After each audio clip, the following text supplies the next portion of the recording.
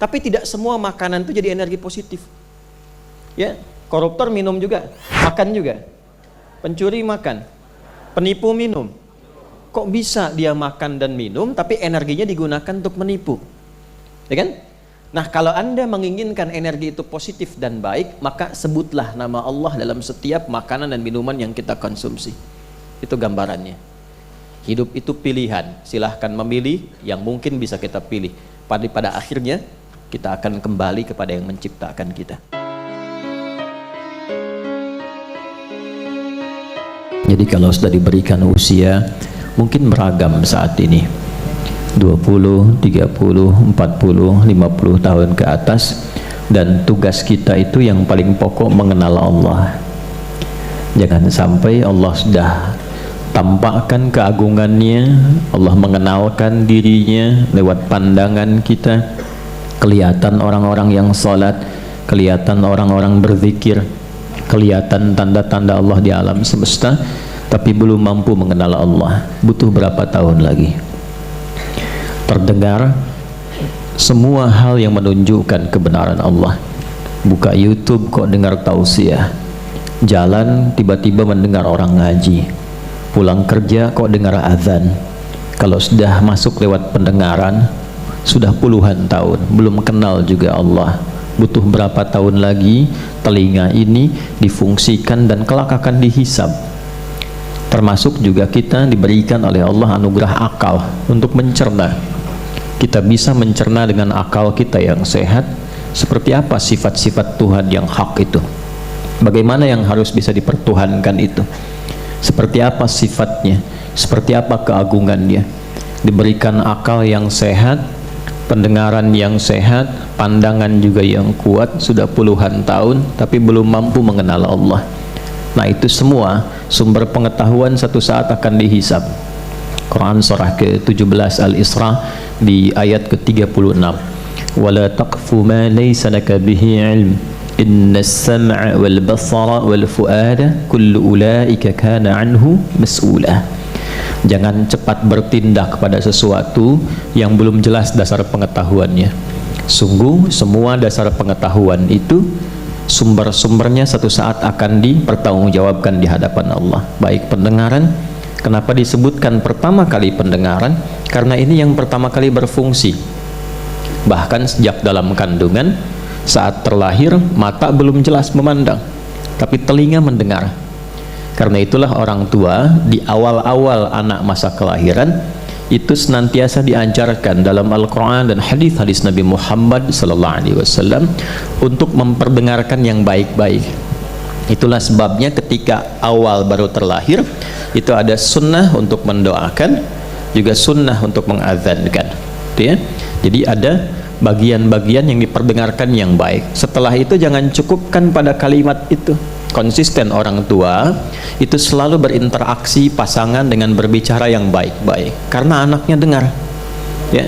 Jadi kalau misalnya bahasa-bahasa pasaran dipakai saat anak baru tumbuh, nanti begitu dia mulai bicara yang keluar tuh kata-kata orang tuanya, ya, cantik sini apa lu, nah itu biasa bapaknya mungkin, ya, ya, itu bapaknya atau ibunya. Jadi itu yang pertama pendengaran. Kemudian penglihatan, wal basar, ya.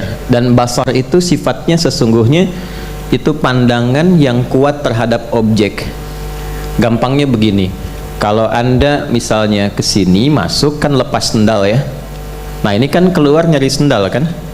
Begitu menemukan sendal Anda kan langsung tuh semua konstruksi dalam pandangan kita itu optiknya langsung fokus, oh ini punya saya, tajam. Jadi langsung bisa membedakan mana punya Anda, mana punya orang lain. Itu basar namanya. Kalau fisiknya ain, ya, fisiknya apa? Ain. Ini bahasa Arabnya mata itu ain. Mata-mata, ya, biasa itu, ya. Kita tanya sama anak pesantren, kamu tidur apa bahasa Arabnya? Tanam, Ustaz. Kamu tidur-tiduran? Tanam-tanaman, ya. Nah, ini basar itu menatap dengan tajam. Tapi ini sindiran yang halus dan tajam. Kata Allah, kamu ini kalau urusan dunia kenapa sih begitu tajam tatapannya? Ya, ibu begitu tajam bisa bedakan 100.000 dengan 50.000 cuma dengan warnanya saja. Ya, kenapa ketika diberikan hidayah tidak setajam itu menatapnya? Itu sindiran halus tapi tajam. Itu ada ilmunya di bahasa Arab itu. Kenapa kalau urusan dunia, urusan proyek itu begitu tajam? Urusan materi tatapannya tajam. Kenapa untuk akhirat yang abadi itu ketajaman mata itu tidak digunakan, kata Allah. Kepekaan pendengaran itu tidak dipakai. Karena kan telinga itu fisiknya udhun, fungsinya sama'. Ya, sami'a itu mendengar dengan detil. Ya, mendengar dengan detil. Karena itu ketika kita i'tidal dari ruku' kita ucapkan sami'allahu liman. Ya Allah, engkau pasti mendengar dengan sangat detil kepada hambamu ini yang tengah memujimu. Ya, kenapa diawali dengan pujian? Karena kita akan doa dalam sujud diperpanjang. Karena itu rumus dalam berdoa kalau ingin cepat dikabulkan, satu dibuka dengan istighfar, kemudian yang kedua dilengkapi dengan pujian. Ya, kita istighfar dulu, lalu memuji Allah, baru kemudian meminta. Ya, nah kita disindir tuh dengan bahasa yang halus. Inna sam'a, pendengaranmu itu yang begitu tajam dalam urusan dunia, itu nanti akan dikonfirmasi tentang urusan akhiratmu. Termasuk fuad, ya, akal budi yang mencerna sesuatu untuk disimpulkan. Nah, karena itulah dalam kehidupan kita coba sampai detik tuh ada waktunya kita merenung, terutama di saat-saat malam menjelang tidur. Itulah sebabnya kenapa disebut Isya waktunya. Jadi kalau harakatnya fathah di atas Asya itu masih sibuk mencari ma'isyah. Tapi kalau turun jadi kasrah, kasrah itu kasrah, hancur, pecah, habis, selesai. Maksudnya sesibuk-sibuk kita, sepandai-pandai dan secepat-cepatnya bergerak, pada akhirnya akan selesai, akan terpejam.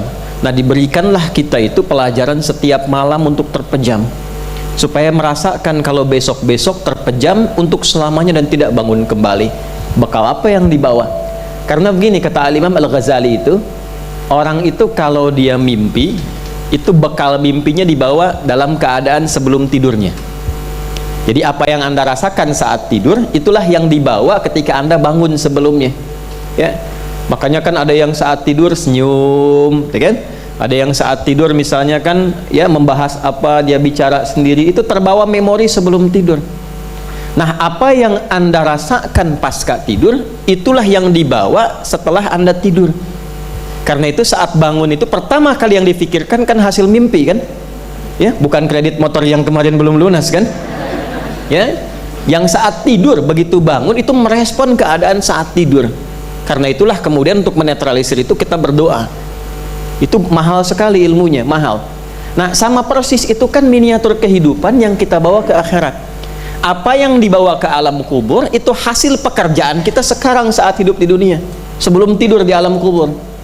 Itu maksudnya. Jadi kalau kita siapkan sekarang, kuburannya nyaman. Kalau kita dedikasikan semua aktivitas karena hasil mengenal Allah Subhanahu wa Ta'ala, itu diberikan kehidupan yang sangat megah di alam kubur.